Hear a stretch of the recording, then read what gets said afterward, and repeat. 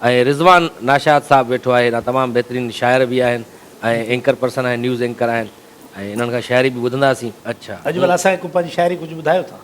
हाँ बिल्कुलु, तव्हांखे शाइरी ॿुधाईंदो, पर जीअं कल्चर जो अॼु ॾींहुं हले पियो त उनजी ख़ुशूसियत जे हवाले सां कुझु तव्हां सां त असां वटि सर्वेश सुजावल जो शेर आहे त गभरू उचनि घाटनि सां ॾिस ऐं घोट गोबा अटनि सां ॾिस, ओढियो वतन से अजरकूं टोपियुनि ते मोती ऐं टिकूं छा बुत बदन जूं बीहकूं छा सूंहं जूं लाहिनि सुकूं अहिड़ा बचा अॼु बि ॼणनि अक्सर अमियूं महिराण जूं जन्नतुल फिरदौस आहिनि ॿई कनियूं महिराण जूं।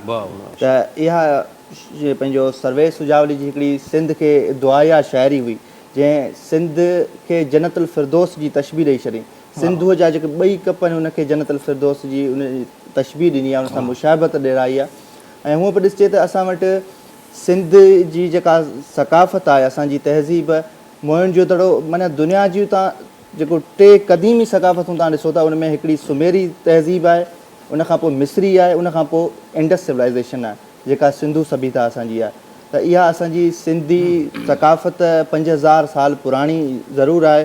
ऐं उन में असां वटि अॼुकल्ह हिकिड़ो पाण वटि आम लफ़्ज़ थी वियो आहे पूरी दुनिया में, इंडस्ट्री लफ़्ज़ थी वियो आहे। इंडस्ट्री, हाणे इंडस्ट्री लफ़्ज़ जी जेका पखेड़ थी आहे, उन लफ़्ज़ जी जेका बुनियादु पियो आहे, उहो ई असां वटां सिंध मां पियो आहे। सिंध जो जेको ॿूटो आहे, जेको कपह जो जंहिंमां जा कपिड़ो ठहे थो, इहो सिंध में पैदा थियो। उनखां पोइ इंडस जो ट्री जेको वणु हुयो, उहो उन मां पोइ इंडस्ट्री, अॼु पूरी दुनिया में ॾिसो उहो इंडस्ट्री लफ़्ज़ जेको पॉपुलर थियो आहे, उहो बि असांजी इन सिंध जी तहज़ीब आहे।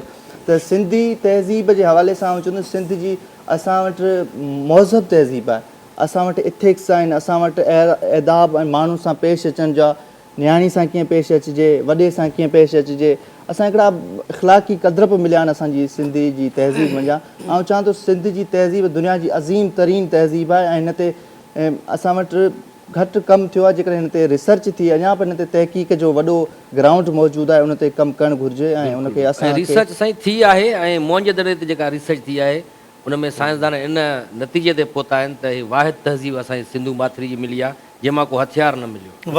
बिल्कुलु असां पसंदि आहियूं, असां अमन जो पैगाम ॾियूं था, उन मां इहे ई असांखे असल में इहा आहे त